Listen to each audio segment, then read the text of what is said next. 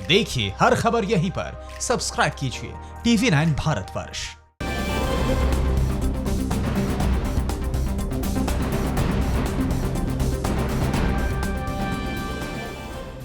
आखिर सैटेलाइट तस्वीरों के जरिए कैसे सामने आया चीन का दोहरा चरित्र? भारत ने चीन को जवाब देने के लिए क्या की है तैयारी? जम्मू कश्मीर में आतंकवादियों की साजिश क्या है और कब ट्रेन टिकट की बुकिंग हो जाएगी पूरी तरह से सामान्य? बाढ़ ने असम को कैसे बेहाल कर दिया है? देश की इस वक्त की बड़ी खबरें कौन सी हैं? न्यूज टॉप 9 राष्ट्र में आप देखिए। भारत और चीन के बीच तनाव के बीच सैटेलाइट से मिली तस्वीरों ने चीन का दोहरा चरित्र भी सामने ला दिया है। एक और चीन ने कहा कि ड्रैगन और हाथी एक साथ डांस कर सकते हैं, तो वहीं सैटेलाइट तस्वीरों में चीन के सुरक्षा बल, helipad, power plant unit, PLA camp और भारी ट्रक के साथ देखे गए हैं।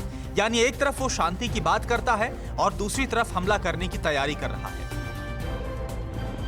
भारत ने चीन से लगी सीमा पर अपनी स्थिति को और मजबूत करने के लिए अमेरिका से खरीदे गए चिनूक हेलीकॉप्टर्स को अग्रिम इलाकों में उतारा है। दूर दराज के इलाकों में सैनिक और मशीनों को पहुंचाने के लिए वायुसेना ने चिनूक हेलीकॉप्टर्स को शामिल किया है। कल चिनूक पहली बार अरुणाचल प्रदेश के विजयनगर सेक्टर में ऑपरेशन के लिए भेजा गया, जहां 83 क्विंटल आवश्यक सामग्री पहुंचाई गई।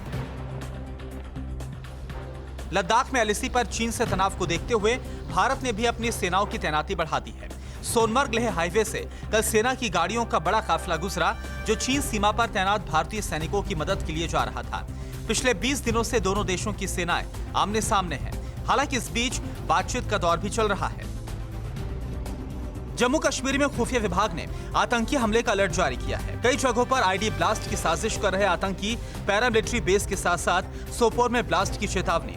धारा 370 समाप्त किए जाने के बाद कश्मीर में लगातार बड़े आतंकी हमले की साजिश हो रही है। कल भी पुलवामा जैसे आतंकी हमले की साजिश को सुरक्षा बलों ने नाकाम कर दिया। पुलवामा में एक फर्जी नंबर प्लेट की सेंट्रो गाड़ी में आतंकियों ने ID प्लांट किया था, जिसकी समय रहते पहचान कर ली गई। पुलवामा पुलिस, CRPF और आर्मी ने एक साथ एक्शन लेते हुए इलाके की घेराबंदी की और डिस्पोजल स्क्वाड ने वक्त रहते ही बम को डिफ्यूज कर दिया। इस मामले की जांच NIA करेगी। जल्द ही NIA इस इलाके का दौरा करेगी। लॉकडाउन का चौथा चरण 31 मई को समाप्त हो रहा है। इसके आगे की रणनीति तैयार करने के लिए केंद्रीय गृह मंत्री अमित शाह ने कल सभी राज्यों के मुख्यमंत्रियों को फोन कर बात की और लॉकडाउन के भविष्य के बारे में उनकी राय मांगी। सूत्रों के मुताबिक गृह मंत्री अर्थव्यवस्था को और खोलने को लेकर विभिन्न राज्यों की आशंकाओं और चिंताओं को सुना।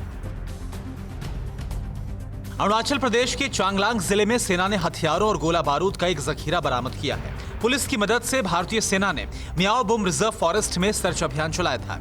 इस इलाके में NSCN IM की मौजूदगी की सूचना मिली थी। तलाशी अभियान के दौरान उन्हें एक AK-56 राइफल, गोला बारूद के 115 live round, grenade launcher, hand grenade समेत विस्फोटक सामान मिले।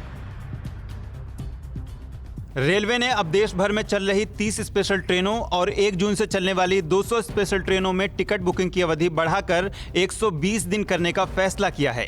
ताजा फैसला 31 मई की सुबह 8 बजे से लागू होगा। तब रेल रिजर्वेशन टिकट बुकिंग के मामले में लॉकडाउन से पहले की स्थिति बहाल हो जाएगी।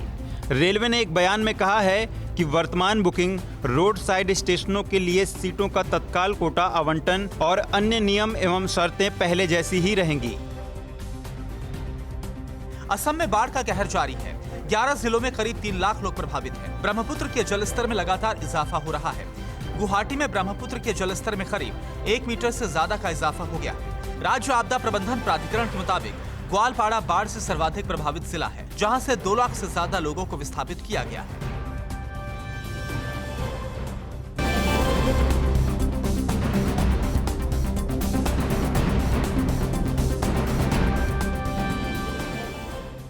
फिक्र आपकी, सोमवार से शुक्रवार रात 9 बजे सिर्फ TV9 भारतवर्ष पर।